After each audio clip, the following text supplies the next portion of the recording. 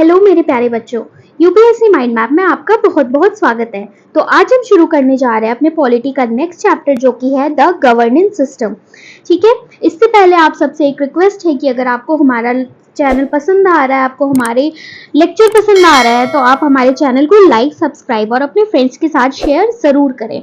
तो चलिए हम शुरू करते हैं अपना चैप्टर। ठीक है, चैप्टर शुरू करने से पहले हम एक बहुत ही इंपॉर्टेंट टर्मिनोलॉजी को समझते हैं जो क्या है, गवर्नमेंट। अगर कोई आपसे पूछे कि गवर्नमेंट क्या होता है ना, तो शायद आप थोड़े से कंफ्यूज हो जाओगे कि यार ये तो सुना है कि इसकी सरकार है, भाजपा की है, आम आदमी पार्टी की है, कांग्रेस की है या किसी की भी है, लेकिन सरकार होता है क्या। ठीक है, तो आज हम सबसे पहले इस चीज को क्लियर करेंगे, क्योंकि जब तक आप अपने बेस को क्लियर नहीं करोगे तब तक आपको आगे की टर्मिनोलॉजी समझने में बहुत दिक्कत आएगी। आप चाहे किसी एग्जाम की तैयारी कर रहे हो या नहीं कर रहे हो, बट ऐसे डे टू डे लाइफ में ये सब चीजें हमें थोड़ी बहुत पता होनी चाहिए। ठीक है, तो क्या है government? Government is an institution और a system made of a group of people that take care और मैनेज अ कंट्री और अ स्टेट। तो सरकार क्या है? सरकार लोगों के समूह से बनी एक संस्था है, ठीक है, जो किसी देश को देखभाल करता है, उसकी देखरेख करता है। और हर एक इंस्टीट्यूट का अपना एक संविधान होता है या मूलभूत सिद्धांत होता है। Okay, every government has its own constitution और a set of fundamental principle that it follow to ensure effective government. Okay, and autocracy is a form of government where the supreme power or ruler is in the hand of one individual or entity. अब जो है government, उसके types को देखते हैं। तो autocracy एक type है गवर्नमेंट का। ऑटोक्रेसी क्या होता है? ऑटोक्रेसी एक फॉर्म ऑफ गवर्नमेंट है जिसमें जो सुप्रीम पावर है वो किसी एक इंडिविजुअल या किसी एक एंटिटी के हाथ में होता है। ओके, ऑटोक्रेसी में क्या इंक्लूड होता है? Absolute monarch. Absolute monarch autocracy का ही एक पार्ट है। ओके, क्या होता है एब्सोल्यूट मोनार्क? जहां पे जो रूलर है, ओके, वो क्या होना चाहिए? वो क्या होता है, एक फैमिली होता है, उसी फैमिली के, जैसे अगर किसी के पापा राजा है तो अगला जो राजा बनेगा वो उसी का बेटा बनेगा और उसके बाद जो बनेगा वो उसी का बेटा बनेगा। मतलब एक हायरार्की चली आ रही है कि पापा, उसका बेटा, उसका बेटा, उसका बेटा। तो ये क्या हो गया? Absolute monarch. Okay, the post of the monarch is inherited as an absolute monarch. Okay, अब इसमें क्या होता है? मोनार्की। नेक्स्ट हम क्या देखेंगे? Term monarchy. Monarchy is the oldest form of government. Now autocracy is also include dictatorship. Okay, monarchy क्या है? मोनार्की एक ओल्डेस्ट फॉर्म ऑफ गवर्नमेंट है। मतलब मोनार्की भी आप एक तरह से ये देख लीजिए कि हेरिडेटरी रूल कहीं ना कहीं चली आ रही थी। ओके, नाउ देखेंगे अब डिक्टेटरशिप। डिक्टेटरशिप क्या होता है? A form of government in which an individual possess absolute power without an effective limitations. Dictatorship क्या होता है? डिक्टेटरशिप का अगर हम एक एग्जांपल देखेंगे तो नॉर्थ कोरिया एक बहुत ही अच्छा एग्जांपल हमारे सामने है। मतलब तानाशाही, जो वहां की सरकार बोल दे वही होगा। अगर वो हंसने के लिए बोले तो हमें हंसना पड़ेगा, अगर वो रोने के लिए बोले तो उनके सिटीजन्स को रोना पड़ेगा। That is called dictatorship. Okay, now next है democracy. Democracy is most popular form of government at present. Present में अगर हम देखें तो democracy सबसे पॉपुलर फॉर्म ऑफ गवर्नमेंट है। In this form the final power reside in the people. इस form में क्या होता है? जो फाइनल पावर होता है, एट द एंड पावर किसके पास होता है? लोगों के पास होता है, मतलब आम जनता के पास होता है। The state has 4 essential element. State का जो है 4 मुख्य एलिमेंट होता है, पिलर होता है किसी भी स्टेट में। कौन कौन सा? पॉपुलेशन, टेरिटरी, गवर्नमेंट और sovereignty. Okay, sovereignty is most important element. सबसे पहले पॉपुलेशन होना चाहिए किसी भी स्टेट को बनने के लिए, टेरिटरी होनी चाहिए उसके पास, क्योंकि बिना टेरिटरी के आप गवर्नमेंट कहाँ बनाएंगे। ठीक है, एक इफेक्टिव गवर्नमेंट होना चाहिए, अच्छी सरकार होनी चाहिए, और वो सरकार क्या होनी चाहिए? सॉवरन होनी चाहिए, मतलब अपना फैसला लेने के लिए वो फ्री होनी चाहिए। उस पर किसी बाहरी देश का दबाव या किसी बाहरी दबाव से वो बिल्कुल ही फ्री हो। ओके, तो सॉवरेनिटी सबसे इंपॉर्टेंट एलिमेंट है। India before 1947 was not a state because though it has other 3 elements, that is population, territory and government, the most important one, that is sovereignty, was missing because of British control over India. 1947 से पहले अगर हम देखें तो भारत के पास ये तीनों चीजें थी। मतलब हमारे पास हमारा पॉपुलेशन भी था, टेरिटरी भी थी और सरकार भी थी। ब्रिटिश इंडिया करके ईस्ट इंडिया कंपनी जो हमारी जो सरकार थी हमारी ब्रिटिश इंडिया में, ठीक है, लेकिन हमारे पास क्या नहीं था, हमारे पास सॉवरेनिटी नहीं थी। सबसे इंपॉर्टेंट फैक्टर हमारे पास मिसिंग था, क्योंकि हमारे ऊपर किसका कंट्रोल था, ब्रिटिशर का कंट्रोल था। तो इसीलिए हम अपनी कंट्री को क्या डेमोक्रेटिक कंट्री नहीं कह सकते थे उस टाइम। अब जो सिस्टम ऑफ गवर्नेंस है, जो शासन व्यवस्था है, वो मेनली 2 टाइप के होते हैं। कौन कौन से टाइप के, पार्लियामेंट्री और प्रेसिडेंशियल। इसको याद रखिएगा, जो सिस्टम ऑफ गवर्नेंस है, शासन व्यवस्था है, it has 2 type. Which one? First one is parliamentary and presidential. Okay. India follow parliamentary form of government. India कौन से form of government को follow करती है, parliamentary form of government, which is influenced by parliamentary system of United Kingdom. जो किससे influenced है, United Kingdom के parliamentary system से। ओके, अब पार्लियामेंट्री सिस्टम में होता क्या है, in the parliamentary system member of the executive are taken from the legislature and are also accountable to legislature. अब जो मेंबर ऑफ एग्जीक्यूटिव के मेंबर को कहां से लिया जाता है, लेजिस्लेचर से लिया जाता है, और ये आल्सो लेजिस्लेचर के प्रति अकाउंटेबल होते हैं, जवाबदारी होते हैं, जवाबदेही होते हैं। Okay, the parliamentary system of government is also known as cabinet form of government. Parliamentary system of government को और किस नाम से हम जानते हैं, cabinet form of government. Okay, the government is responsible to the popular house of the legislature and remain in power till it has the support of majority of member in that house. Okay, तो जो government है वो responsible होता है popular house of the legislature, मतलब लोकसभा के प्रति वो क्या होता है, रिस्पॉन्सिबल होता है, और वो तब तक ही पावर में रह सकता है जब तक मेजॉरिटी सपोर्ट उसके पास है। Thus, cabinet form of government is a mechanism to ensure collective responsibility of the government. तो कैबिनेट फॉर्म ऑफ गवर्नमेंट क्या इंश्योर करता है, collective responsibility of government, government की कलेक्टिव रिस्पॉन्सिबिलिटी। ठीक है, अगर आपके पास मेजॉरिटी का सपोर्ट नहीं है तो आपकी सरकार गिर जाएगी। Okay, in India the cabinet is headed by the head of the government, और हेड ऑफ द गवर्नमेंट क्या कौन होते हैं, प्राइम मिनिस्टर। इंडिया में कौन है, कैबिनेट को कौन हेड करता है, prime minister, head of the government. अगर हेड ऑफ द गवर्नमेंट को आपसे पूछे हेड ऑफ द गवर्नमेंट कौन होते हैं, तो prime minister. The head of the state is president, और हेड ऑफ द स्टेट कौन है, वो है हमारे प्रेसिडेंट। ओके, और हेड ऑफ द गवर्नमेंट कौन है, प्राइम मिनिस्टर। क्लियर है, यहाँ पे आई होप कोई इन दोनों में कंफ्यूज नहीं होंगे आप। India is a democratic republic where the supreme power is vested in the people of India. India एक ऐसा देश है, डेमोक्रेटिक रिपब्लिक कंट्री है, जहाँ पे सुप्रीम पावर, जो सबसे ज्यादा पावरफुल कौन है यहाँ पे पीपल ऑफ इंडिया है, हम है। ठीक है, जो देश के नागरिक है वो सबसे ज्यादा पावरफुल है। Indian political system does not provide for a unified authority but make a division of power between union and state. तो इंडियन जो पॉलिटिकल सिस्टम है वो किसी को भी यूनिफाइड अथॉरिटी नहीं देता है, बल्कि यहाँ पे जो डिवीजन ऑफ पावर है वो बटा हुआ है यूनियन और स्टेट के बीच में।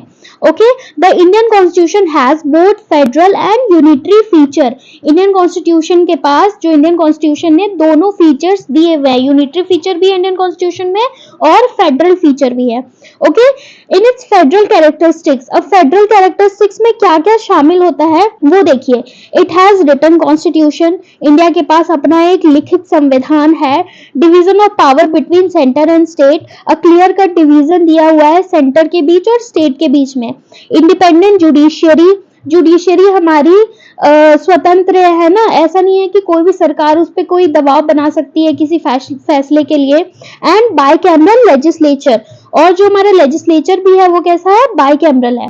Okay, however it also include unitary feature, और हमारे संविधान में क्या है, यूनिटरी फीचर भी है। यूनिटरी फीचर कौन कौन से हैं, जैसे कि सिंगल सिटीजनशिप, हमारे जो संविधान में वो कैसे सिटीजनशिप का प्रावधान है, सिंगल सिटीजनशिप का।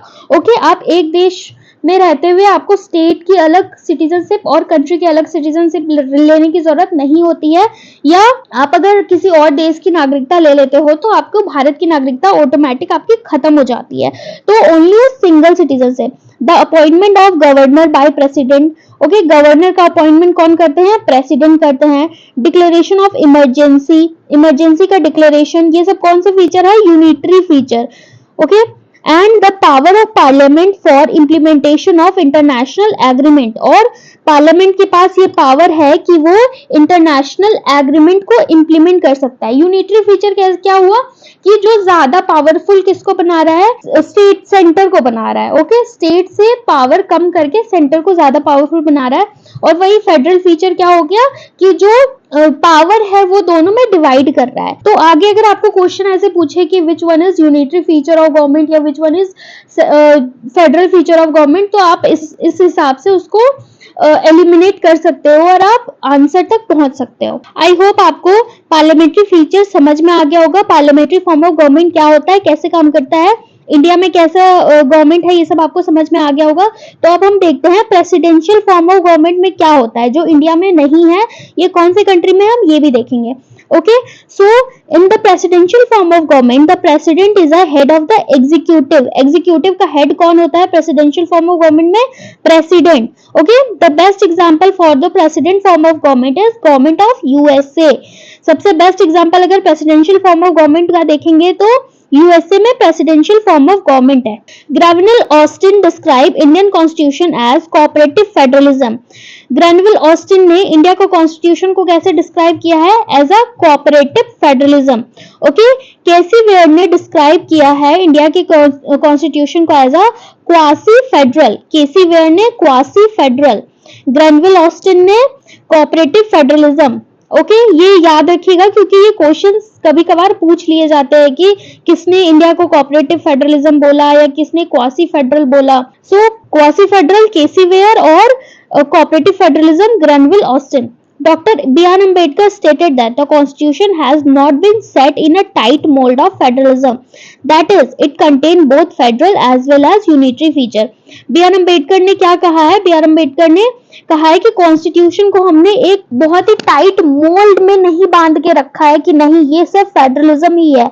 हमने फेडरल के साथ साथ हमारे कॉन्स्टिट्यूशन में यूनिटरी फीचर्स भी डाले हैं, हमारे कंट्री के या हमारे जो पीपल है उनके मतलब सहूलियत के हिसाब से हमने अपने कॉन्स्टिट्यूशन को बनाया है। तो इसका एक्सप्लेनेशन यहाँ पे खत्म होता है। अब हम देखते हैं इसमें क्वेश्चंस कैसे कैसे आते हैं या कैसे क्वेश्चंस पूछे जाते हैं। चलिए फर्स्ट क्वेश्चन देखते हैं, विच of the following best define the term state. इसमें से कौन सा स्टेट को सबसे अच्छे से डिफाइन करा है? A community of person permanently occupying a definite territory independent of external control and possessing an organized government.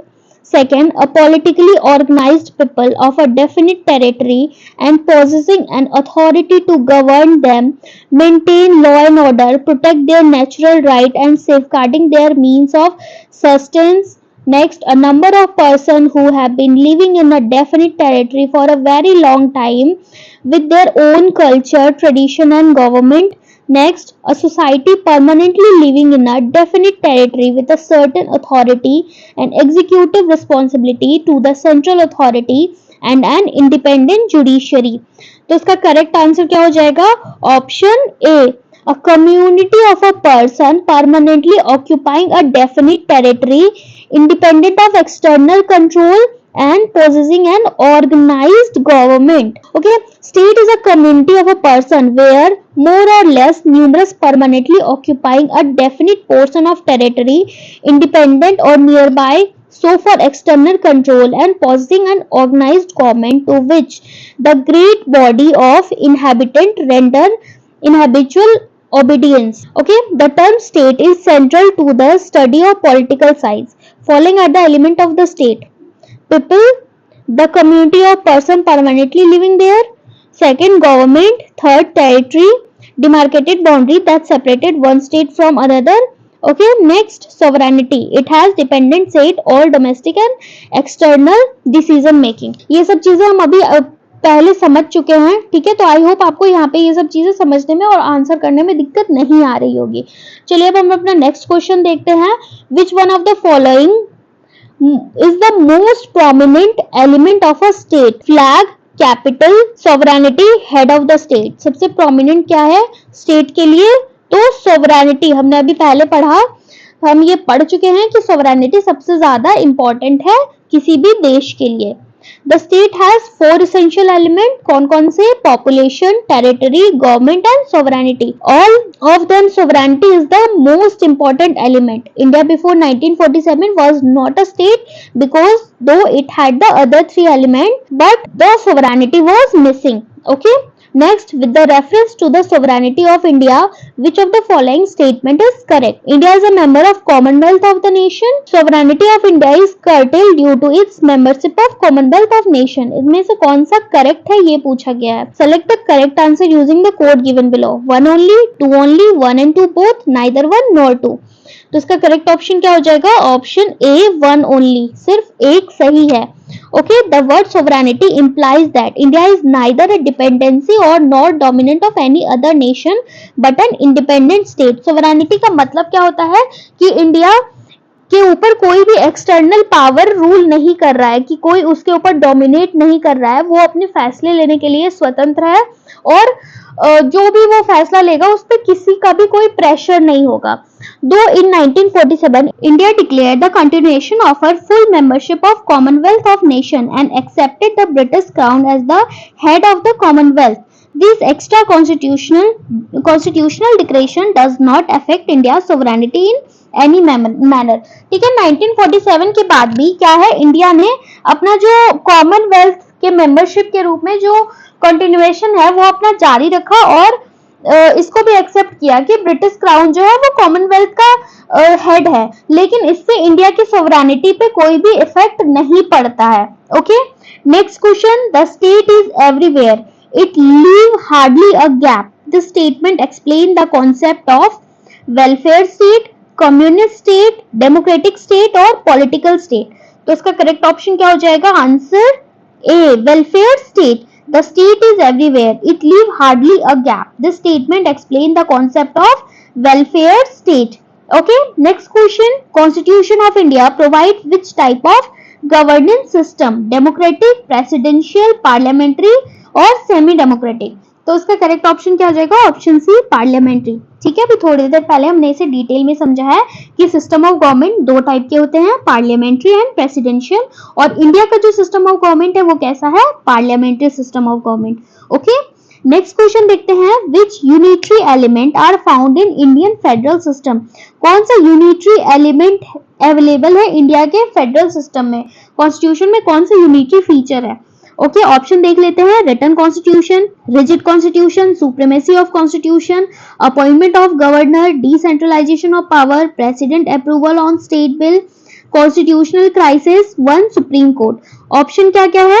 137, 258, 125, 467 या none of the above.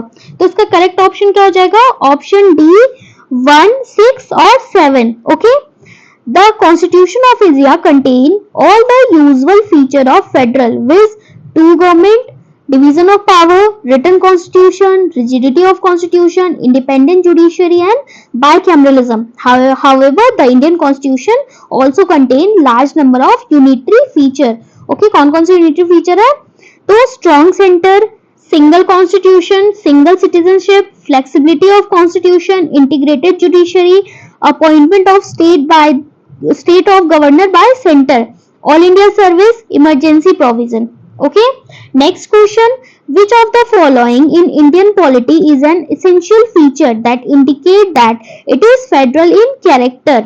Option: the independence of judiciary is safeguarded, the union legislature has elected representative from constitutional unit, the union cabinet has elected representative from regional party, or the fundamental right are enforceable by court of law. तो उसका correct option क्या हो जाएगा? Option A, the independent of judiciary is safeguarded. Okay, next question. Which one of the following characteristics is not true for unitary form of government? Swift decision, flexible, ideal for large country, uniformity of law, और none of the above or more than one of the above. तो correct option क्या हो जाएगा? Option C, ideal for large country. The characteristics of unitary form of government are strong center, single constitution, flexibility of the constitution, emergency provision, single citizenship, integrated judiciary, all India service, integrated audit machinery, parliamentary authority over state list, appointment of governor, integrated election machinery, veto over state bill. It cannot be outrightly said that it is ideal for large country. It only depends on country's will. So the correct option is option C. Okay. Next question, which of the following is not a feature of good governance? Accountability, transparency, rule of law or red tapeism. So correct option क्या हो जाएगा? Red tapism, लाल फीताशाही, तानाशाही किसी भी good governance के लिए, किसी भी देश के लिए अच्छा नहीं होता है. Red tapism refers to excessive regulation which hindered और प्रिवेंट एक्शन और डिसीजन मेकिंग. रेड टैपिज्म क्या होता है? बहुत ज्यादा रूल और रेगुलेशन किसी भी कंट्री में होना. ये क्या करता है? ये डिसीजन मेकिंग में बाधा डालता है कहीं ना कहीं. ओके, और it is not feature of good governance. ये गुड गवर्नेंस के फीचर में नहीं आता है. Next question, which one of the following is not the feature of Indian constitution? Indian constitution में इसमें से कौन सा फीचर नहीं है? Parliamentary government, presidential government, independent judiciary और फेडरल गवर्नमेंट. तो करेक्ट ऑप्शन क्या हो जाएगा इसका? प्रेसिडेंशियल गवर्नमेंट हमारे कंट्री में नहीं है. ऑप्शन बी करेक्ट ऑप्शन हो जाएगा. Okay, next question. Out of the following statement, choose one that bring out the principle underlying the cabinet form of government. Okay, option देखते हैं. An arrangement for minimizing the criticism against the government whose responsibility are complex and hard to carry out to satisfaction of all. Next, a mechanism for spreading up the activity of the government whose responsibility are increasing day by day. A mechanism of parliamentary democracy for ensuring collective responsibility of government to the people, or a device for strengthening the hand of the head of the government whose hold over the people is in a state of decline. तो correct option क्या हो जाएगा इसका? Option C, a mechanism of parliamentary democracy for ensuring collective responsibility of a government to the people. Okay, parliamentary system of government is also known as cabinet form of government और responsible government. parliamentary system of government को किस किस नाम से भी जाना जाता है? गवर्नमेंट को responsible government या cabinet form of government. Okay, this type of government is responsible to the popular house of legislature and remain in power till the majority of the house. Thus, cabinet form of government is a mechanism to ensure collective responsibility of government to the people. Okay, clear? Next question, in which report of the second administrative reform commission barrier of good governance in India has been identified?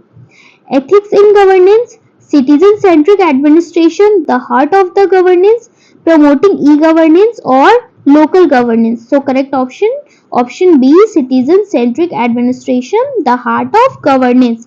In the report 12th citizen centric administration, the heart of governance of a second administrative reform commission barrier of good governance in India have been identified. It also describes the precondition for good governance. Okay, next question, there is parliamentary system of government in India because the Lok Sabha is elected directly by the people. Parliament can be amended the constitution. Rajya Sabha cannot be dissolved, or Council of Minister is responsible to the Lok Sabha.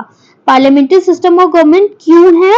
तो correct option क्या हो जाएगा? Option D, क्योंकि जो council of minister है वो किसके प्रति रिस्पॉन्सिबल है? लोक सभा के प्रति. Okay, next question, the main advantage of the parliamentary form of government is that the executive and legislature work independently. It provides continuity of policy and is more efficient.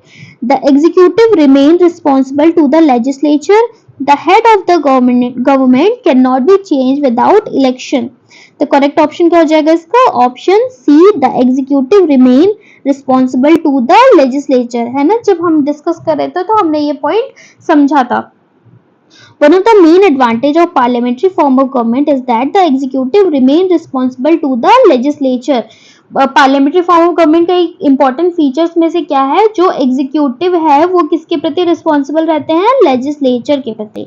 Okay, this result in the formation of responsible government, और इसका result क्या होता है, एक responsible government का formation होता है। In such a government system the executive derive its legitimacy from the legislature. Okay, so option C is correct. Next question, in the context of India, which of the following principle is implemented institutionally in the parliamentary government? Option, member of the cabinet are the member of parliament, or minister hold the office till they enjoy confidence in the parliament, or the cabinet is headed by head of the state. तो इसमें correct option क्या हो जाएगा, आपको code से बताना है, 1 and 2, only 3, 2 and 3, all of this. तो इसका करेक्ट ऑप्शन क्या हो जाएगा, option A, 1 and 2। Okay, in parliamentary system the union council of minister exercise executive authority. The Council of Ministers is responsible to lower house of the Parliament called House of the People. Okay, council of minister किसके प्रति जवाबदेही रहते हैं, lower house मतलब Lok Sabha. Any minister who is not the member of either house of the parliament for 6 consecutive months shall at the expiration at that period cease to be a minister according to article 75 of 5।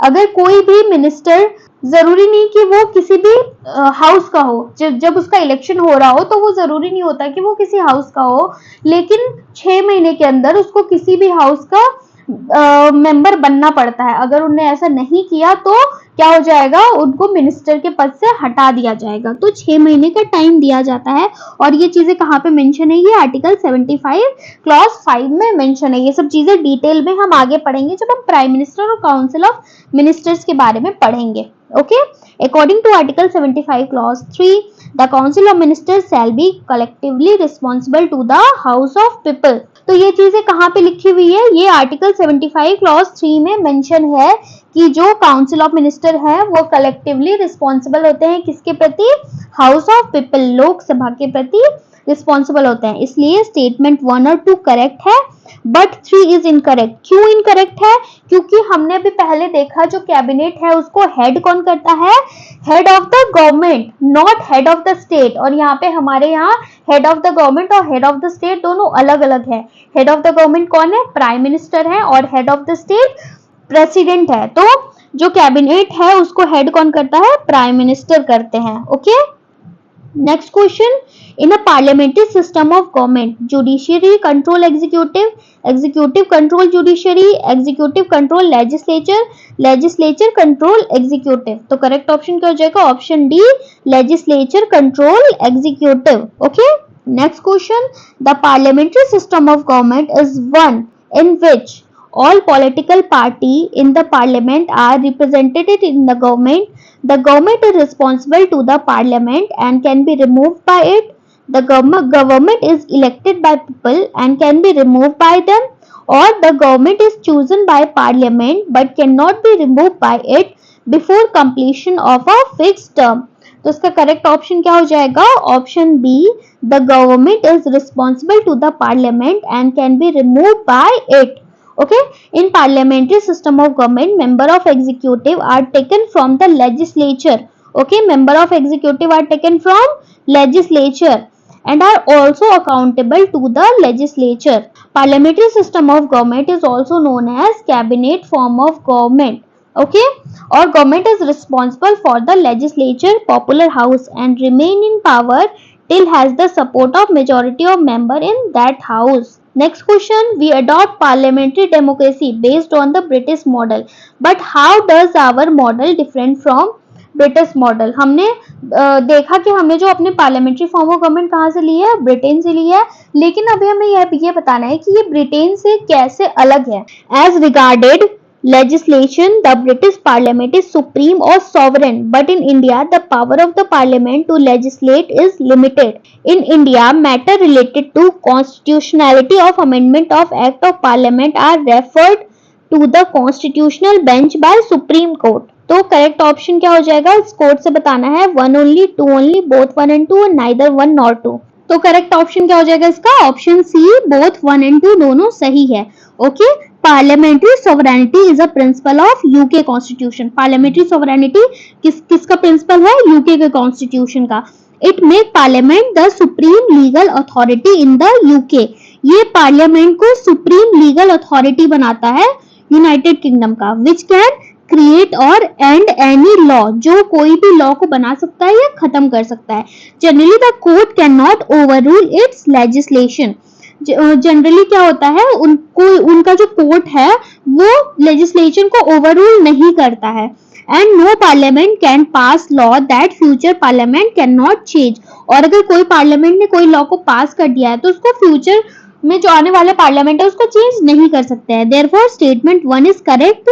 अब अगर हम India के context में बात करें तो India follow constitutional government where the power of parliament to legislate is limited by the constitution. India ने parliament को जो लेजिस्लेट करने का जो पावर दिया है कॉन्स्टिट्यूशन को, वो लिमिटेड दिया है। Okay, in case of India the concept of basic structure has molded the judiciary to a certain extent. The basic structure principle has stood as a pillar for the Indian judiciary. अब जो basic structure का जो concept है वो judiciary ने दिया है कि जो हमारे कॉन्स्टिट्यूशन है उसको अमेंड किया जा सकता है, लेकिन उसके किसी भी बेसिक स्ट्रक्चर को ठेस पहुंचाए बिना।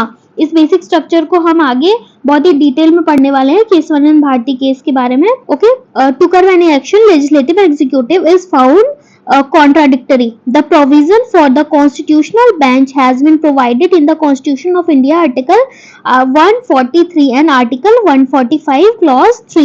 Okay, the constitutional bench का जो provision है वो हमारे constitution में दो आर्टिकल में दिए गए हैं। कौन कौन से article?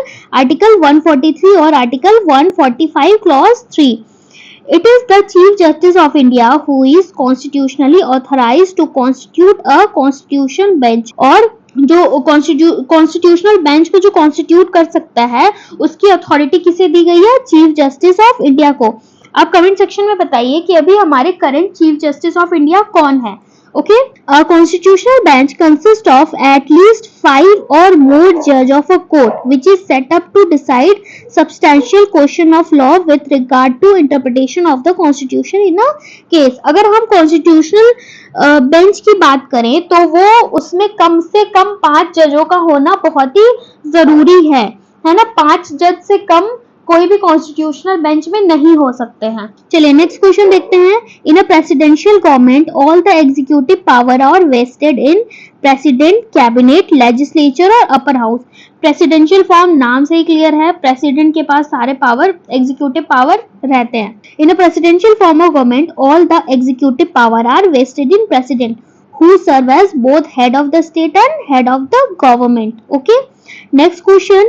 The cardinal feature of political system in India are: it is democratic republic, it is a parliamentary form of government, the supreme power vested in people of India, or it provide for a unified authority.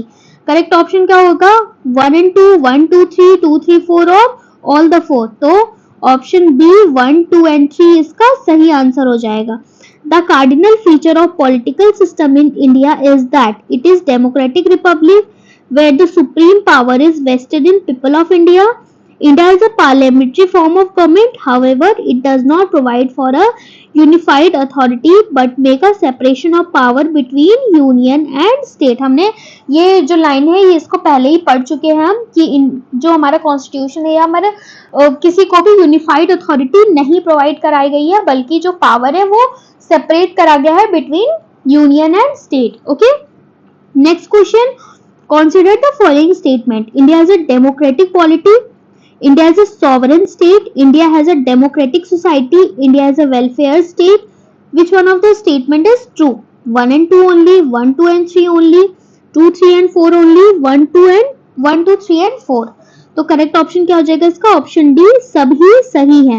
Okay, according to constitution, India has a sovereign, socialist, secular, democratic republic. The architecture of Indian Constitution provide for a welfare state by the provision of directive principle of state policy. Thus, the option D is correct. Okay. Next question. Which of the following is not a feature of Indian polity? कौन सा feature नहीं है? Okay. ये है नहीं है, यहाँ इस पे क्वेश्चन में एग्जाम में आप बहुत बारीकी से ध्यान रखिएगा क्योंकि आधे से ज्यादा क्वेश्चन इस चक्कर में गलत हो जाते हैं और जब आप वापस आके घर पे देखते हो तब आपको रियलाइज होता है कि ये हमने क्या ब्लंडर मिस्टेक कर दिया है। तो ये हमें ध्यान रखना बहुत ही जरूरी होता है कि कौन से क्वेश्चन में नॉट मेंशन है या कौन से क्वेश्चन में नॉट मेंशन नहीं है। ओके, चलिए ऑप्शन देखते हैं। The government following the constitution, democratic government, rule of law, authoritarian government. Option क्या हो जाएगा? ऑप्शन डी, ऑथोरिटेरियन गवर्नमेंट का फीचर हमारे इंडिया में नहीं है। There is rule of law in India. India has a democratic government which is opposite to authoritarian government. India के पास क्या है? डेमोक्रेटिक गवर्नमेंट है जो ऑथोरिटेरियन गवर्नमेंट के बिल्कुल अपोजिट है। दोनों एक दूसरे की क्या है? अपोजिट है। After every 5 years, people of India elected their representative whose constitute a government following the Constitution of India. हर 5 साल में क्या होता है? हमारे कंट्री में चुनाव होता है और जिसको हम चुन के जिसको हम चाहे हम उनको चुन के अपना एमपी या एमएलए बनाते हैं। Okay, next, welfare state aims to. Welfare state का एम क्या होता है? Secure maximum welfare of maximum member, management of welfare of weaker section, provide health facility, none of the above. Correct option क्या हो जाएगा? Option B, management of welfare of weaker section. The welfare state is a concept of government in which the state play a key role in the protection and promotion of socially and economic well-being of its citizen. It is based on the principle of equality of opportunity, equitable distribution of wealth, public responsibility for those unable to avail themselves the minimum necessity for the good life. मतलब चीजों उसको उस तक चीजें पहुंचाई जा सके जो अपने जीवन निर्वाह के लिए भी उनके पास प्रॉपर सोर्स नहीं है ना? रहने को घर नहीं है, खाने को खाना नहीं है, पहनने को कपड़े नहीं है, तो उनके लिए उनके वेलफेयर के लिए काम करना। Next question, which of the following is not a philosophy of the constitution of India. Constitution of India का फिलॉसफी नहीं है। अगेन यहाँ पे पूछा है नहीं है। Okay, option welfare state, socialist state, political equality, communist state. तो ऑप्शन क्या हो जाएगा? Option D, communist state. The philosophy and ideal of the constitution are reflected in the preamble of the constitution. India is a democratic republic committed to provide equality of opportunity and status. The preamble describes socialist state as an idea to be realized by India. To provide for political equality, India has adopted the principle of adult franchisee. Communist state, however, is not the philosophy of the constitution. Communist state क्या है? हमारे constitution का part नहीं है। Okay, और political equality के लिए क्या प्रोवाइड करा गया है? हमारा एडल्ट फ्रेंचाइजी, मतलब 18 साल के ऊपर हर एक नागरिक को वोट देने का अधिकार है, चाहे वो किसी भी रिलीजन के हो, रेस के हो, कास्ट के हो, कम्युनिटी के हो, जेंडर के हो, दैट डजंट मैटर, हर एक लोग वोट दे सकते हैं। Next question, which one of the following statement is correct? The Constitution of India is presidential. India is a titular monarchy. India is an autocracy. India is an parliamentary democracy. Question क्या पूछा है? कौन सा correct है? Okay, तो option क्या हो जाएगा? ऑप्शन डी हो जाएगा, India is a parliamentary democracy. Next question, which is the main source of political power in India? The people, the constitution, the parliament, the president. तो जो मेन सोर्स है political power का वो कौन है? वो हमारे लोग हैं, हम हैं, आम आदमी है। ओके, दो the people. The Indian constitution start with the word. इसके पहले जब हम प्रियम्बल पढ़ रहे थे, अगर आपने अभी तक प्रियम्बल का लेक्चर नहीं देखा है तो वो जाके देख लीजिए, क्योंकि वो हमारे हर एग्जाम के लिए बहुत ही इंपॉर्टेंट चैप्टर है। उसको मैंने बहुत ही डिटेल से डिस्कस किया है। आप एक बार अगर देख लेंगे तो मुझे नहीं लगता आपको कोई भी एग्जाम में प्रियम्बल से रिलेटेड कोई भी परेशानी आएगी। ठीक है, तो हमारा जो इंडियन कॉन्स्टिट्यूशन है उसका पहला ही लाइन क्या है? We the people of India. So the people are the source of political power in India. India is a democratic republic, that is a state in which supreme power is held by the people and their elected representative. Okay. Next question, which one of the following is a basic feature of the presidential government? Presidential government का basic feature क्या है? Rigid constitution, single executive, supremacy of the legislature और residual power of the state. तो correct option क्या हो जाएगा? Option B, single executive. The basic feature of presidential government is a single executive. In such government, the power is centralized. ये भी यहाँ पे ध्यान रखिएगा कि यहाँ पे प्रेसिडेंशियल गवर्नमेंट पूछा है या पार्लियामेंट्री गवर्नमेंट पूछा है।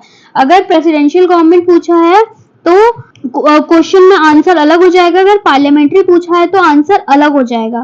तो इन सब चीजों की छोटी छोटी बातों का ध्यान रखिएगा ताकि एग्जाम में आपको क्वेश्चंस गलत ना हो।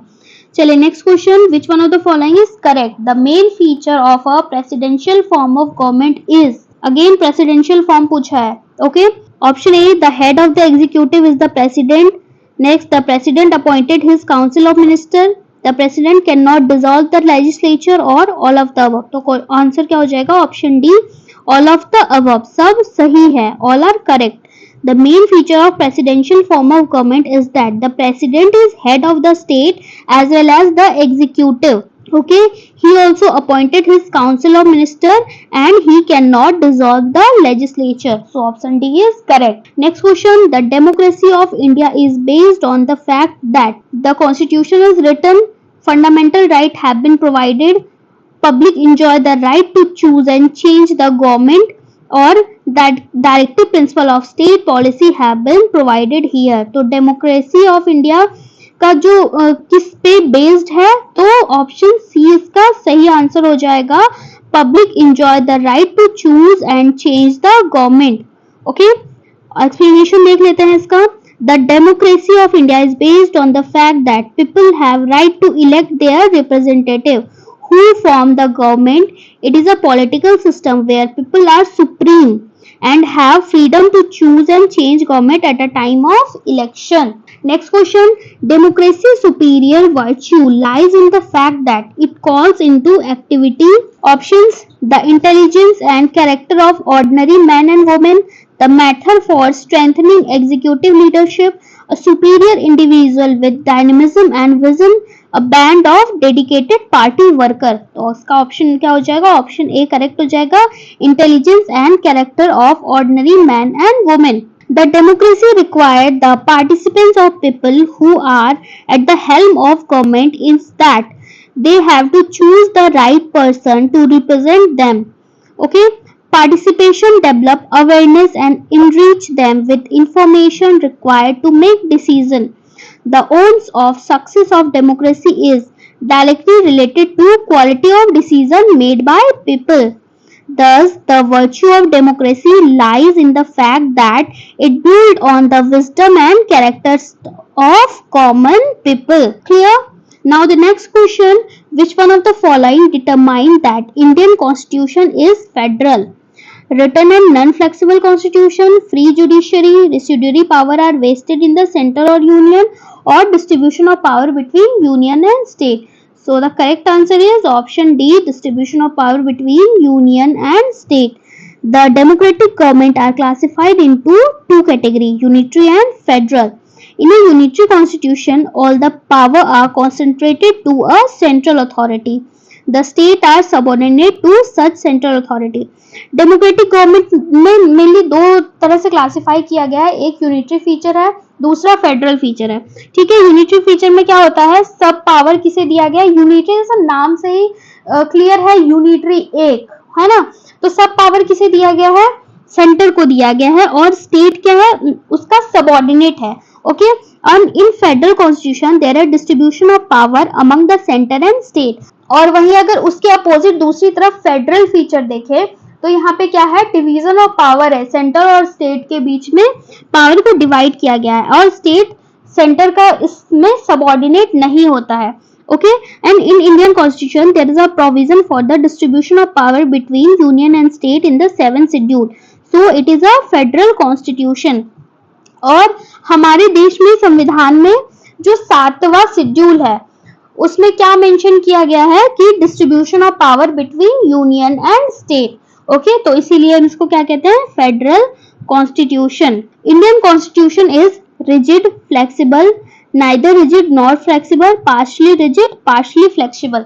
तो जो इंडिया का कॉन्स्टिट्यूशन है वो हमने देखा है कि उसमें यूनिटरी फीचर भी है और फेडरल फीचर भी है. तो क्या है हमारा देश का संविधान? पार्शली रिजिड और पार्शली फ्लेक्सिबल। कैसे है ये, इसके बारे में हम आगे बहुत डिटेल में डिस्कस करेंगे कि ये कब कब रिजिड बन जाता है, कब कब इसके अमेंडमेंट में स्पेशल मेजॉरिटी की जरूरत पड़ती है, कब ये सिंपल मेजॉरिटी से कोई लॉ पास हो जाता है। ये सब चीजें हम आगे डिटेल में पढ़ेंगे, तो आप हमारे साथ बने रहिएगा ताकि आपको चीजों को समझने में आसानी हो। Okay, the Indian Constitution is considered as a combination of flexible and rigidity. At it, partially rigid and partially flexible. Okay, some of its provision can be amended by simple majority, and some of the provision needed 2/3 majority, that is special majority. Okay, under Article 368 for amendments, even after the special 2/3 majority, some of them need ratification at least 50% of the state legislature. ये यहाँ पे आपको इतना detail में समझने की जरूरत नहीं है, हम आगे के चैप्टर में इसको अच्छे से डिटेल में पढ़ेंगे। Next question, the parliamentary form of government was first introduced in which country? Great Britain, Belgium, France और Switzerland. Correct option, option A great Britain और UK. The modern concept of parliamentary government emerged in the Kingdom of Great Britain. The notable historian Prof. Pushpesh Pant has also mentioned about UK being the birthplace of parliamentary government in his famous book विश्व इतिहास। Okay, professor Pushpesh Pant ने भी अपने book विश्व इतिहास में ये mention किया है कि जो पार्लियामेंट्री फॉर्म ऑफ गवर्नमेंट का जो बर्थ प्लेस है वो कौन सा है? United kingdom. Okay, next question, which one of the following statement is correct regarding parliamentary form of government? Option A, the legislature is responsible to the judiciary, the legislature is responsible to executive, the legislature and executive are independent, the president is responsible to judiciary, और none of the above or more than one of the above। तो इसका correct option क्या हो जाएगा? Option C, the legislature and executive are independent। Feature of the parliamentary form of government are: executive is responsible to legislature, majority party rule, collective responsibility, nominal and real executive, political hegemony, double membership, leadership of prime minister, dissolution of lower house और secrecy of procedure। Next question, which one of the following point differentiate the Indian parliamentary system and British parliamentary system? Collective responsibility, judicial review, bicameral legislature, real and nominal executive। तो correct option क्या हो जाएगा? Option B, judicial review. Judicial review अलग करता है Indian parliamentary system और British parliamentary system को। In the absence of written constitution, the British Parliament is a sovereign body, while the Indian Parliament is subject to the Constitution of India। क्या है? Britain में written constitution नहीं है, ठीक है, इसीलिए जो ब्रिटिश का पार्लियामेंट है वो वहां का सॉवरेन बॉडी है, लेकिन इंडिया में ऐसा नहीं है। Its power are not absolute in the British sense of term. The supreme court has the power to judicial review. Supreme court के पास किस चीज की पावर है? जुडिशियल रिव्यू की पावर है। It can declare any legislature action which is in constitution in the basic structure of the constitution of India as null and void. ये कोई भी ऐसे अमेंडमेंट को नल एंड वॉइड करार दे सकता है सुप्रीम कोर्ट, अगर उसको लग रहा है कि वो संविधान के बेसिक स्ट्रक्चर को नुकसान पहुंचा रहा है। Okay, next question, consider the following statement and select the correct code given below. Assertion क्या है? The constitution of India provide for a federal system. Reason क्या है? It has created a very strong centre. Code, both A and R are true and R is correct explanation of A. Both A and R are correct and R is not the correct explanation of A. A is true but R is false. A is false but R is true. Correct option क्या हो जाएगा? Option B. Both A and R are correct but R is not the correct explanation of A. क्यों? देखते हैं अब इसका explanation. As per Dr. B.R. Ambedkar, the Constitution can be both unitary as well as federal, according to requirement of times and circumstances। B R Ambedkar ने क्या explain किया है? जो हमारा कॉन्स्टिट्यूशन है वो यूनिटरी फीचर भी रखता है और फेडरल फीचर भी रखता है, जब जैसे टाइम के हिसाब से या सर्कमस्टेंसेस के हिसाब से हम इसको चेंज कर सकते हैं। But in normal time it is frame to work as federal feature. Normal time में ये फेडरल फीचर की तरह काम करेगा, मतलब पावर दोनों में डिवाइड होंगी, लेकिन कोई भी इमरजेंसी का टाइम आ जाएगा, वॉर का टाइम हो जाएगा, it is so designate as work as a unitary system.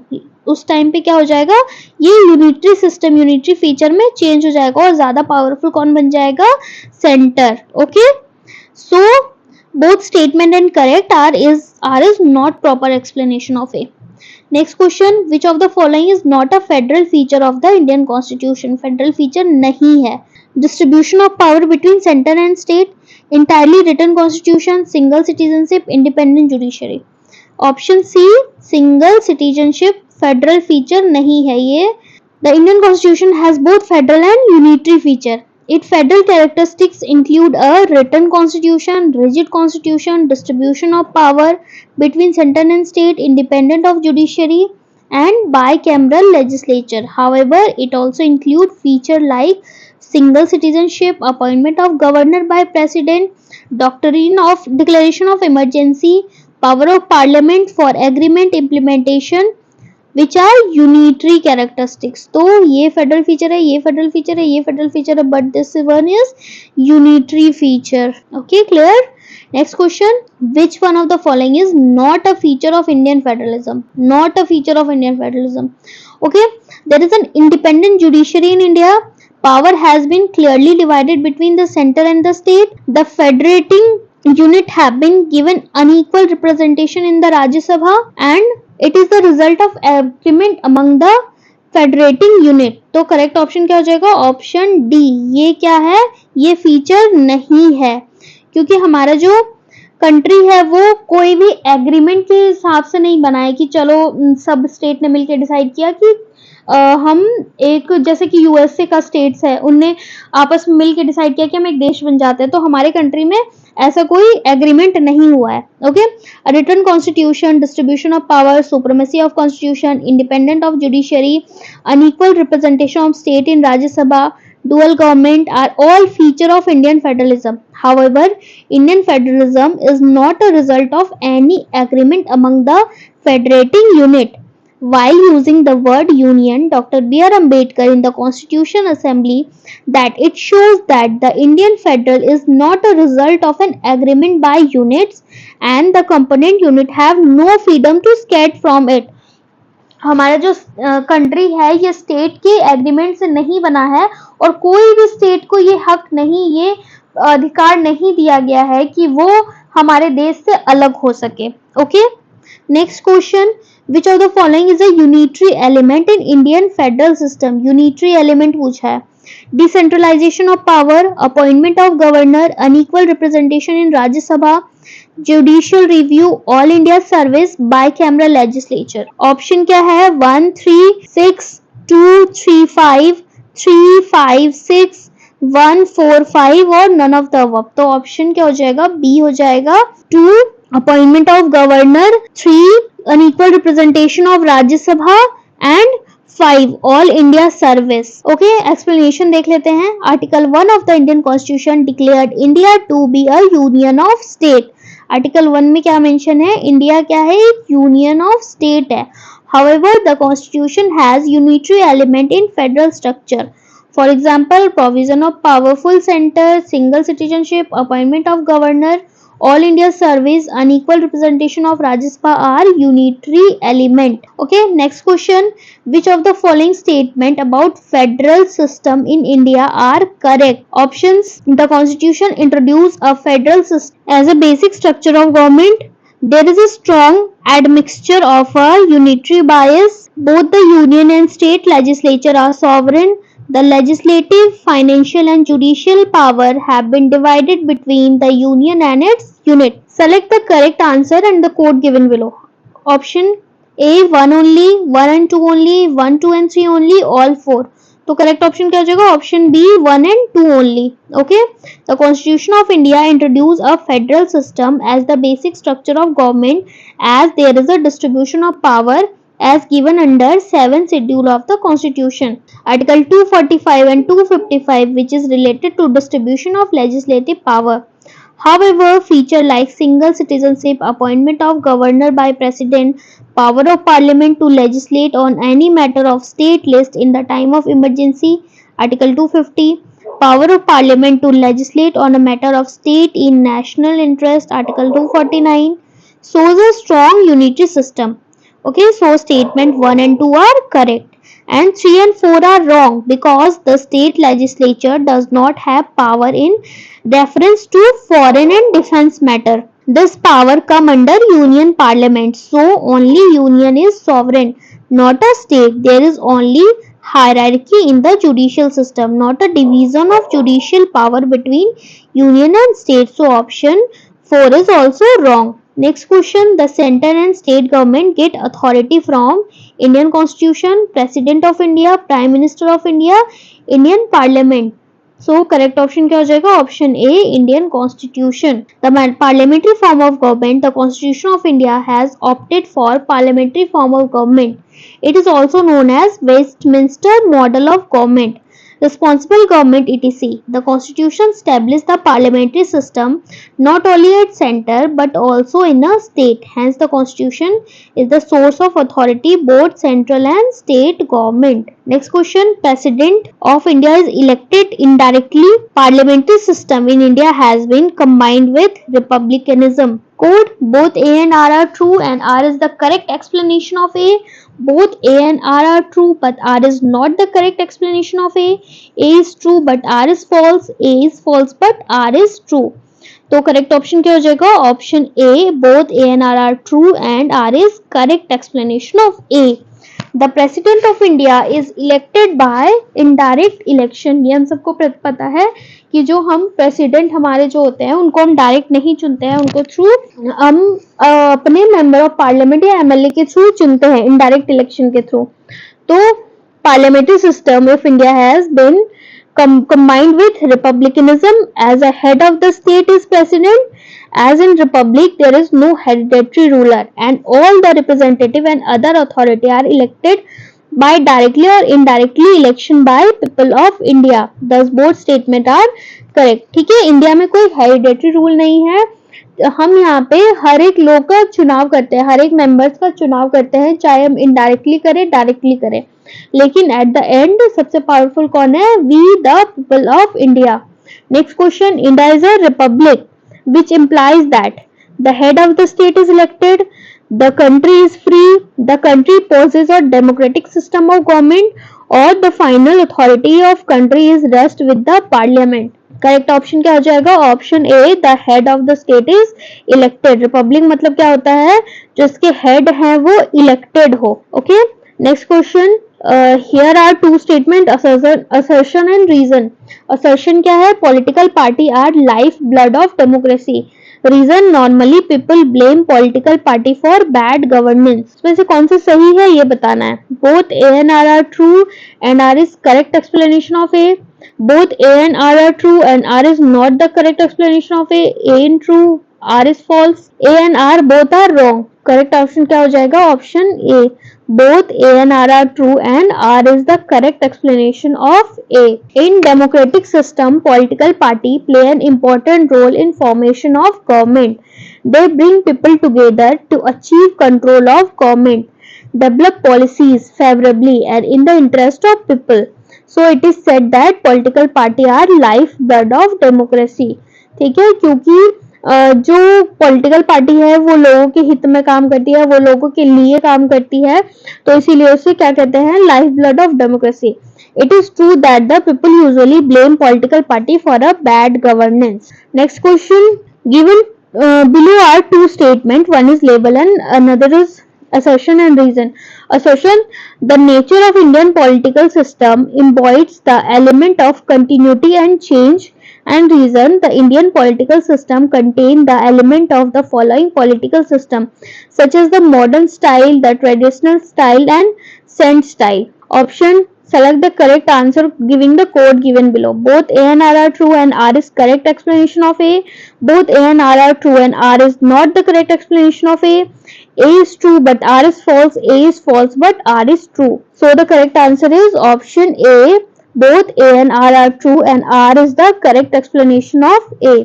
Like Indian political system from the modern period to the modern era, it specifies elements still exist in tangible form.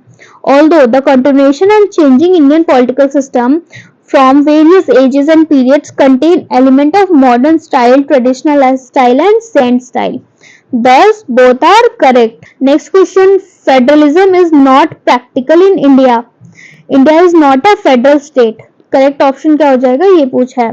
Both A and R true and R is correct explanation of A. Both A and R true and R is not the correct explanation of A. A is true but R is false. A is false but R is true. Correct option क्या हो जाएगा, option सी. ए तो सही है but are क्या है, गलत है, क्योंकि इंडिया में फेडरल स्टेट फेडरलिज्म है. India is not a complete federal system because some provision in Indian constitution give a unitary characteristic. India पूरी कंप्लीटली फेडरल सिस्टम नहीं है इंडिया में, क्योंकि इसमें कुछ कैरेक्टरिस्टिक्स कैसा है, यूनिटरी कैरेक्टरिस्टिक्स भी है. So Indian constitution is federal in nature but unitary in spirit. Okay. However, a number of constitution experts accepted it as a federal state as there is a division of power between union and state. But फिर भी कुछ लोग इसको क्या मानते हैं, India क्या है, फेडरल स्टेट है, क्योंकि यहाँ पे डिवीजन ऑफ पावर है सेंटर और स्टेट के बीच में. K C Wheare describe Indian constitution as quasi federal. केसी वेयर ने इंडिया के फेडरल कॉन्स्टिट्यूशन को कैसे डिफाइन किया है, quasi federal. Okay, next question. What is the nature of Indian Constitution? Federal, unitary, parliamentary, federal in nature but unitary in spirit, none of the above, more than one of the above. तो correct option अभी हमने देखा option D, federal in nature but unitary in spirit. Next question, assertion the primary objective of India's federal design was to weave a nation out of its many diverse parts and protect national integration. Reason, accommodation of diversity has built a strong, not weaker Indian nationhood. Options देख लेते हैं. A is false but R is true. Both A and R are individually true and R is the correct explanation of A. Both A and R are individually true but R is not the correct explanation of A. A is true but R is false. Option B इसका correct हो जाएगा, दोनों सही है. R is also the correct explanation of A. Here assertion and reason both are correct and R is the correct explanation of A. Okay, under Article 1, India is a union of state which include 28 state and 8 union territory. There is division of power between union and state where more power are given to union. Indian federal design aim to weave a nation out of its many diverse parts and protect nation integration. Therefore, the accommodation of diversity has resulted in a strong nationhood, not a weaker one. Okay, next assertion. Women, Dalit, poor and minority group are the biggest stakeholder of democracy in India. Reason, democracy in India has emerged as a career for the desire of self-respect. Quote देख लेते हैं. Both A and R are correct and R is the correct explanation of A. Both A and R are true but R is not the correct explanation of A. A is true but R is false. A is false but R is true. Option क्या हो जाएगा, option A. Both A and R true and R is correct explanation of A. Okay, democracy protect the individual right and increase the self-respect and dignity of women, poor, Dalit and minority group. So there are biggest stakeholder of democracy of India. Next question, the reason for Indian constitution being in bulkiest is that it incorporated the experience of many constitution. It contained detailed administrative provision. It deal with the government of a large country. It contain the constitution of both union and state government. क्या reason है कि जो India का constitution है वो इतना बल्कि है? तो the Indian constitution is the longest written constitution of the world. India का जो कॉन्स्टिट्यूशन है वो पूरी दुनिया में सबसे लंबा लिखित संविधान है. तो कोई भी एक रीजन नहीं है इसके बल्कि होने के पीछे. ऐसा नहीं है कि हमारा कंट्री बड़ा है इसीलिए इसका कॉन्स्टिट्यूशन बल्कि है, या इसमें बहुत सारे प्रोविजंस ऐड किए गए इसीलिए बल्कि है, या ये बहुत सारे कंट्री से लिया गया इसलिए बल्कि है. इसके पीछे बहुत सारे रीजंस हो सकते हैं, तो कोई भी एक रीजन इसके लिए सुटेबल नहीं है. The nature of the constitution has become larger due to all the above reason. Okay, so there are not a single choice. ये सब रीजन के कारण जो हमारा कॉन्स्टिट्यूशन है वो बल्कि है. कोई एक चॉइस करना है बहुत ही मुश्किल है. Next question, Indian constitution is quasi federal. Okay, reason क्या है इसका, Indian constitution is neither federal nor unitary. अब देख लेते हैं कौन सा सही है कोड के हिसाब से. both A and R are true and R is the correct explanation of A. Both A and R are true but R is not the correct explanation of A. A is true but R is false. A is false but R is true. Correct option क्या हो जाएगा इसका option A, both A and R are true and R is the correct explanation of A. The framer of the constitution adopt the federal system due to two main reasons: the large size of the country and the socio-cultural diversity. This is no unanimous view among the constitutional experts regarding the nature of the constitution. Gravenel Austin described Indian constitution as cooperative federalism, whereas Casey Ware described it as quasi-federal. In the word of D.D. Basu, the Constitution of India is neither purely federal nor unitary, but it is combination of both. ठीक है, India का constitution जो है उसको हम क्या कह सकते हैं, ये ना ही पूरी तरह से फेडरल है ना ही पूरी तरह से यूनिटरी है, बल्कि ये इन दोनों का क्या है, कॉम्बिनेशन है. Okay, next question. Given the below two statement, one is labeled and other is assertion. Assertion is Indian federalism is called quasi-federal. Reason: India has an independent judiciary with power of judicial review. Select the correct answer. Both A and R are true and R is the correct explanation of A. Both A and R are true but R is not the correct explanation of A. A is true but R is false. A is false but R is true. So the correct answer is option B. Both A and R are true but R is not the correct explanation of A. The Constitution of India has been described in various ways. Casey Ware described it as a quasi-federal. It means the government generally belong to federal system, but the constitution enabled the federalism to be converted into the unitary state. Generally, it happened during an emergency. Independent judiciary empowered by judicial review is a crucial feature of our constitution. The Constitution of India explicitly established the doctrine of judicial review in the following article.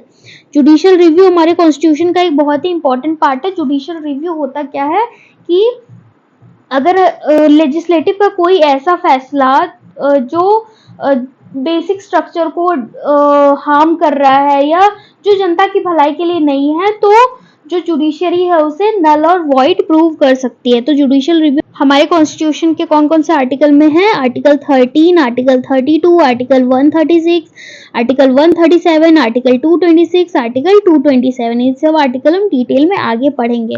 Okay, next question. Who called Indian federalism as cooperative federalism? Indian federalism को cooperative federalism किसने कहा है? G Austin, K C Wheare, sir Ivor Jennings और D D Basu. तो correct option क्या हो जाएगा? Option A, G Austin, Granville Austin ने. Who said India is a quasi federal state? Harold Laski, Ivor Jennings, Lord Bryce और केसी Wheare. तो उसका correct option क्या हो जाएगा? ऑप्शन सी, केसी वेयर ने क्या कहा है? इंडिया को quasi federal state. Okay, next question. Which one of the following said a constitution like a machine is a lifeless thing? It acquired life because of the man who control it, and India need today nothing more than a set of honest men who will have the interest of the country before them. Option: Dr. Rajendra Prasad, Jawaharlal Nehru, B.R. Ambedkar, Mahatma Gandhi. So correct answer is option A, Dr. Rajendra Prasad. A constitution like a machine is a lifeless thing. It acquired life because of men who control it and operate it, and India need today nothing more than a set of honest men who will have interest of countries before them. It is said by Dr. Rajendra Prasad. ये जो line है ये किसने कही है? ये line Rajendra Prasad ने कही है. ओके, क्या कही है? जो कॉन्स्टिट्यूशन है वो एक मशीन की तरह है और ये लाइफलेस है, और इसको लाइफ कहाँ से मिलती है? आदमी से, जो इसको कंट्रोल करता है, इसको ऑपरेट करता है. और अभी हमारे कंट्री को ऐसे ऑनेस्ट आदमियों की जरूरत है जो खुद से पहले देश की भलाई के बारे में सोचे. Okay, next question. Who rejected the principle of administration as myth and proverb? Herbert Simon, Dwight Waldo, Frank Marini, F.W. Riggs. तो करेक्ट ऑप्शन इसका हो जाएगा option A Herbert Simon. Herbert Simon rejected the principle of administration as myth and proverb, while Witwaldo, Frank Marini and W.B. Rigg accepted the administration as myth and proverb. ठीक है, इनने reject किया, बाकी इन्होंने क्या किया है, एक्सेप्ट किया है principle of administration as a myth and proverb. Okay, next question, in relation to Indian constitution, who said that Indian constitution establish good balance between rigidity and flexibility? तो किसने कहा है ये बात? Doctor B R Ambedkar, MP प्याली, Alexandrowicz और केसी Wheare. तो option D KC Wheare ने कहा है. KC Wheare's was the opinion that Indian constitution is a quasi-federal constitution. He said that Indian constitution establishes good balance between rigidity and flexibility because there exists variety in amending process. Some provision of the constitution can be amended only by simple majority and some by special majority. Therefore, it can be termed as good balance between rigidity and flexibility. क्यों कहा गया है good balance between rigidity and flexibility? क्योंकि हमारे constitution में simple majority का भी provision दिया गया है कि कोई भी अमेंडमेंट हम सिंपल मेजॉरिटी के थ्रू भी कर सकते हैं, या इतना कॉम्प्लेक्स है कि 2/3 मेजॉरिटी की भी या स्पेशल मेजॉरिटी की भी रिक्वायरमेंट होती है. आगे हम देखेंगे कहाँ पे सिंपल मेजॉरिटी की रिक्वायरमेंट होती है, कहाँ पे स्पेशल मेजॉरिटी की रिक्वायरमेंट होती है, ये सब हम आगे डिटेल में पढ़ने वाले हैं. Okay, next question, who of the following has stated that the constitution has not been set in a tight mold of federalism? D Basu, KM. Munshi, BR. Ambedkar, KS. Ayyar. तो किसने कहा था ये बात कि कॉन्स्टिट्यूशन को एक टाइट मोल्ड ऑफ फेडरलिज्म में नहीं बांधा गया है? तो बी.आर. अम्बेडकर जी ने ये बात कही थी. Okay, next question, which one of the following is incorrect about the Indian political system? Incorrect. Okay, options secular state, parliamentary system of government, federal policy और presidential system of government. तो correct option क्या हो जाएगा? Option B presidential system of government नहीं मौजूद है, ये गलत है. Okay, India has a parliamentary form of government, not presidential form of government. Okay, president is only the formal head of the government. In the other word, he is a nominal executive. And real executive कौन है? Real executive है हमारे prime minister. Okay, Indian constitution adopted a form of secular state and federal system. Next question, which one of the following is not true in relation to democratic determination? Options, a state in which people are supreme power is vested in elected hand, supreme power is vested in personal solely, likewise a king, or a government formed by representative elected by people. तो correct option क्या हो जाएगा? Option सी ये गलत है. Okay, option C does not represent the democratic nature of the constitution. Next question, consider the following statement. A constitutional government is one which places effective restriction on individual liberty in the interest of state authority, or places effective restriction on the authority of the state in the interest of individual liberty. Which of the statement given above is correct? One only, two only, both one and two, neither one nor two. Correct option is option B, two only. Okay, constitution is the source of power of a constitutional government. Constitution impose certain limitation upon the government in the interest of people. Constitutionalism has evolved to protect public interest and liberty from the autocratic power of government. The institutional mechanism remain present in the constitutional government to protect citizens' liberty. Okay, next question, in the context of India, which one of the following is the characteristics appropriate for bureaucracy? An agency for widening the scope of parliamentary democracy, an agency for strengthening the structure of federalism, an agency for facilitating political stability and economic growth, an agency for implementation of public policy. So the correct option is option D, an agency for implementation of public policy. In India, bureaucracy is considered the government agency for getting of legislation to public through implementation of various policy, which the governmental agency enact for time to time. The implementation of policy by the bureaucracy help in building the credibility of politics. executive in the eye of common people. Hence option D is correct. Next question. A constitutional government by definition is a government by legislature, popular government, multi-party government, limited government. So option D is correct, limited government. The constitution is a source of power of constitutional government. Constitution impose certain limitation upon the government in the interest of people. Hence, a constitutional government by definition is a limited government. Constitutional government कैसा government होता है? Limited government. Okay. On which of the following date National Assembly of India adopt the national flag? कौन से date को national flag adopt किया गया है? 22 जनवरी 1950, 24 जनवरी 1950, 22 जुलाई 1947, 22 जुलाई 1948. Correct answer is option C, 22 July 1948. The national flag is rectangular and consists of 3 color. National flag के बारे में आप सबको ही पता है, सबने देखा होगा, है ना? कैसा होता है? रेक्टेंगुलर होता है और उसमें 3 कलर होते हैं. And the ratio of length of flag and इस विड्थ इज 3:2. लेंथ और विड्थ के बीच का रेशियो कितना होता है? 3:2. ओके. एंड कॉन्स्टिट्यूशनल असेंबली ने उनको एज ए नेशनल फ्लैग कब अडॉप्ट किया है? 22 जुलाई 1947. Okay, clear. Next question. On which day the design of national flag of India was adopted? So correct option is 22 July 1947. Next question. On the following political feature which are common to India and the USA? India और USA में कौन सा feature common है? Political feature. Okay. Residuary power vested in the center, residuary power vested in the state, president has the power of pocket veto, and the upper house has some nominated member. 3 only, 3 and 4 only, 2, 3, 4 only, 1, 3 and 4 only. तो इसका correct option क्या हो जाएगा? Option A, 3 only. The president has power of pocket veto. Pocket veto is an indirect veto of a legislative bill by an executive through retention of bill unsigned until after adjournment of the legislature.